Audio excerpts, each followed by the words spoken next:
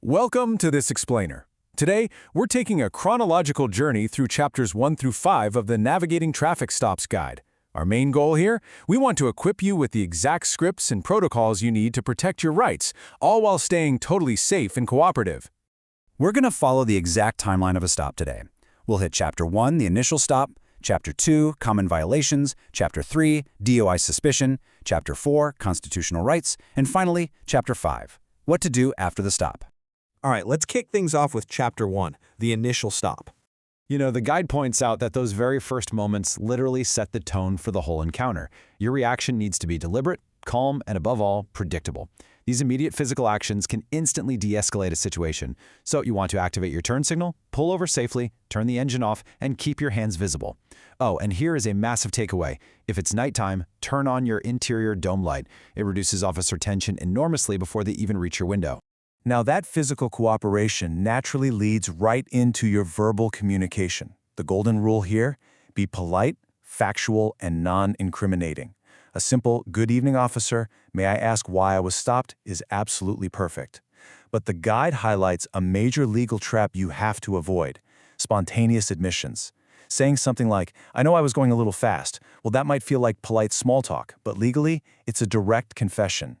Honest, non-incriminating silence is for sure your best approach.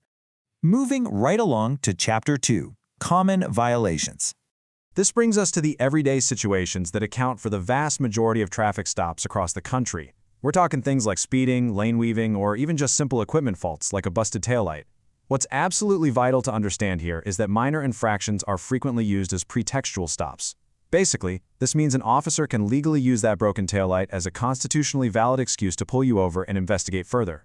So how do we handle the most common stop of all? Speeding. Well, if you're accused, a totally neutral response like, "I'll be more mindful going forward," is exactly what you want to say. Never, ever use the classic excuse, "I was just keeping up with traffic." Why? Because again, that is a literal confession. And remember, the side of the highway is definitely not the place to debate the calibration of a radar gun. Save that fight for the courtroom. Okay, let's get into Chapter 3, DUI suspicion. If a minor stop transitions into a DUI investigation, the stakes go way up. The first concept you really need to grasp here is implied consent. By simply operating a vehicle on public roads, you implicitly agree to submit to a chemical test like breath or blood if you are lawfully arrested. It's crucial to know that refusing a chemical test post-arrest triggers automatic administrative penalties. We're talking license suspension, and that applies across all 50 states. However, before an arrest is made, those standardized field sobriety tests, following a pen with your eyes or walking a straight line, those are highly subjective and actually voluntary in most states. Because they can be messed up by something as simple as nervousness, the guide suggests politely declining them. And you can do that using this exact phrase: "Officer, I do not consent to performing field sobriety tests." This brings us to Chapter 4, Constitutional Rights. Knowing your rights is an absolute game changer. It empowers you to navigate high-pressure requests confidently, without being confrontational. Take the Fourth Amendment, which protects against unreasonable searches. Generally, police need a warrant to search your car, but courts allow 4 main exceptions: probable cause, consent, search incident to arrest, and plain view. Because consent is the most common way these searches actually happen, you should always clearly state, "Officer, I do not consent to a search." Even if they proceed anyway, your verbal objection firmly preserves your rights. Now, when it comes to the Fifth Amendment, this single statement is essentially a superpower. I wish to remain silent. I would like to speak with an attorney.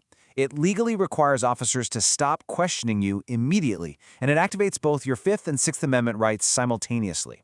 Always keep this in mind. Your silence cannot be used against you in court, but your spontaneous statements absolutely can be. And finally, Chapter 5, After the Stop. Listen, what you do after the officer hands you a citation and walks away, it's just as important as the encounter itself. Following a strict post-stop timeline preserves all your legal options. During the stop, just observe. Immediately after, write down the details. Within 24 hours, review your citation for any errors, and before your court date, consult an attorney. Remember, your battle is fought in front of a judge, not on the side of the road. Human memory degrades incredibly fast under stress. It's actually wild how quickly we forget things. Because of that, you need to pull over safely within 30 minutes to document everything. Jot down the time, the location, the officer's name and badge number, their stated reason for the stop, and the exact sequence of events and questions. Oh, and here's a modern lifesaver. If you have a dashcam, save that footage immediately before it overwrites. It is literally the ultimate tool to resolve factual disputes. Ultimately, a cooperative, constitutionally informed driver makes traffic stops safer and more efficient for everyone involved. Taking the time to internalize these scripts and behaviors before you ever see flashing lights in your rearview mirror, that's the best defense you have. Your constitutional rights ride shotgun with you on every road in America. So are you prepared to use them?